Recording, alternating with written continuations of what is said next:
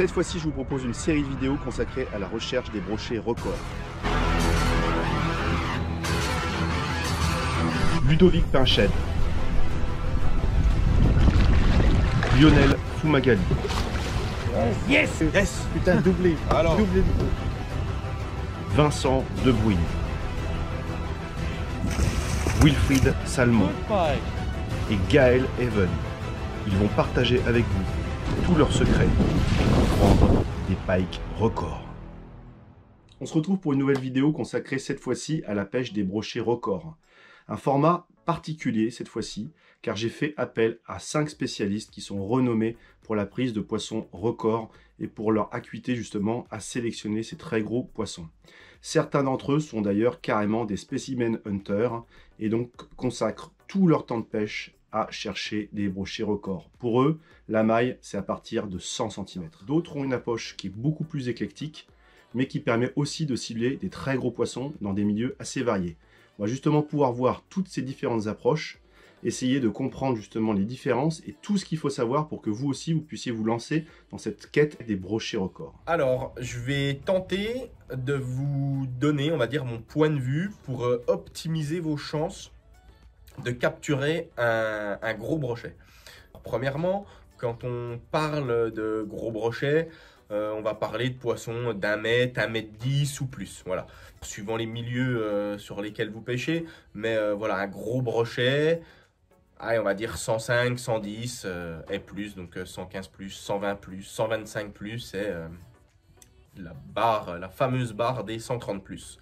Donc, alors, pour optimiser vos chances de capturer un de ces poissons, il y a, selon moi, quelques petites, pas astuces, mais quelques petites règles qui, si on les respecte, nous donnent un petit peu plus de chances de capturer l'un de ces poissons. Donc, alors premièrement, hein, ça c'est la base selon moi, c'est de pêcher un milieu ou un endroit où il y a la plus grosse densité possible de grands poissons. Donc déjà ça c'est la base numéro 1, pêcher un endroit qui produit des grands brochets. Ensuite on peut parler de question, la façon de pêcher. Donc moi j'ai une petite préférence pour la pêche au gros leurre souple, pour la prise de très gros poissons. Je parle surtout en lac, voilà, en lac. Pêche au leurre souple, avec des shads notamment, basse fréquence. Donc avec vraiment un shad qu'on va pouvoir promener lentement, tout en émettant de grosses vibrations en fait. Ça je trouve c'est important. Quelque chose qui émet des basses fréquences, qu'on peut ramener lentement et qui se voit de loin, donc une grosse bouchée, plutôt une grosse bouchée. Même si l'adage gros leurre, gros poisson ne fonctionne pas systématiquement, je trouve quand même que c'est une bonne base, c'est un bon point d'appui pour démarrer, quoi. Quand on parle de gros leurre, allez, on va autour de 20-25 cm et un petit peu plus, entre 20 et 30 on va dire, voilà. Suivant les marques, suivant les modèles, ça va être 22, 25, 27 cm, mais voilà. On va continuer de parler du leurre, mais donc le coloris, ça c'est quelque chose aussi, j'ai l'impression qu'il ressort assez souvent, notamment un coloris, le FT, donc le Fire Tiger. Ça, sur la prise de très gros poissons, c'est quelque chose qui ressort assez régulièrement, quoi. Alors, moi je rajouterais aussi dans une eau bien claire ou quand les températures sont assez chaudes, un coloris naturel bleuté. Voilà, un bleu pailleté, quelque chose qui passe bien dans une eau claire et chaude. Voilà, ça j'aime aussi, j'aime encore bien aussi. Donc ensuite la façon de pêcher. Donc on est sur un leurre souple qu'on va pouvoir lancer loin pour peigner un maximum de terrain. Et encore une fois, là je suis plutôt en mode pêche en lac, grand milieu.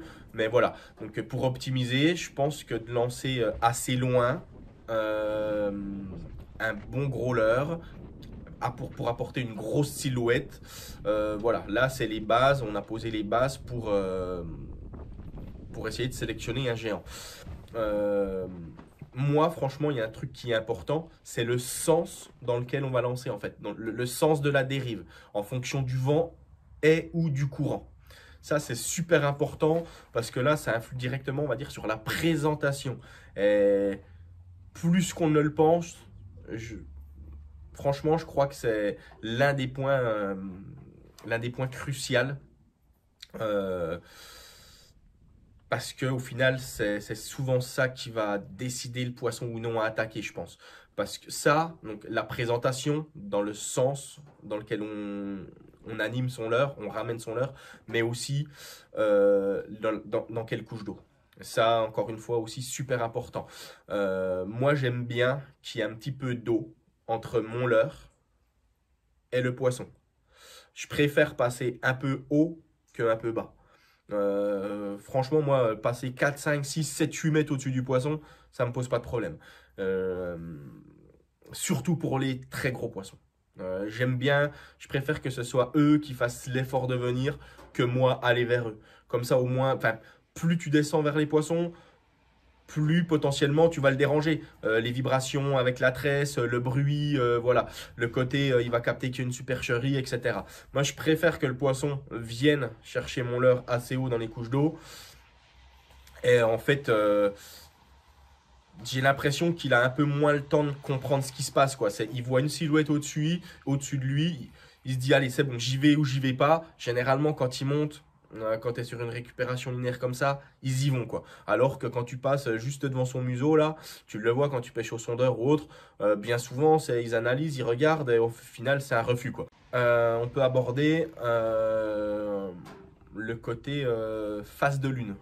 Hein, ça, je trouve qu'il y a aussi une petite chose qui ressort, c'est les phases de pleine lune. Donc, 3-4 jours avant la pleine lune, phase de pleine lune, et 3-4 jours après la pleine lune. Ça, super important aussi, je trouve. Après, même si la seule vérité, c'est d'être au bord de l'eau. Hein, on est d'accord que tout ce qu'on dit, c'est pour optimiser, mais ça ne remplacera pas le fait de multiplier les heures au bord de l'eau. Et là, on en vient au côté mental et côté physique de la chose, où là, plus tu passes de temps, plus tu as de chances de tomber dans un bon créneau et de comprendre le milieu et de croiser la route d'un géant qui a envie de jouer avec toi. Donc ça, il n'y a pas de secret, il faut y être au bon endroit, au bon moment. Et en fait, ça c'est une chose que je ressors souvent en guidage, c'est une phrase que j'essaie de, on va dire, d'inculquer à mes pêcheurs, c'est tout ce que vous pouvez maîtriser, maîtrisez-le. Hein. Donc au moins il n'y aura pas de regret. Pêcher comme il faut, au bon endroit, faire les bons lancers, ferrage efficace, combat efficace, belle mise à l'épuisette, etc. Tout ça, vous pouvez le maîtriser. Voilà, pensez bien à tout ce qu'on a un peu évoqué. C'est pas une recette miracle, mais c'est la recette d'un cocktail, de mon cocktail, pour essayer, encore une fois, d'optimiser ses chances de prendre un très grand brochet. Donc j'espère que ces petites choses-là vont vous aider, vont vous éclairer, vont vous apporter quelque chose et que vous aussi, vous prendrez plaisir à capturer un très grand poisson, quoi. Sur ce, voilà, gardez ça à l'esprit, faites-vous plaisir, partagez les choses et à bientôt les gars. Je remercie beaucoup Lionel pour ce témoignage. On attendra d'avoir un petit peu plus de retours des différentes personnes pour que je puisse faire une synthèse. En attendant, si vous voulez aller pêcher avec Lionel, vous aurez ses coordonnées en descriptif de la vidéo. Et on se retrouve la prochaine fois pour une nouvelle interview d'un autre spécialiste.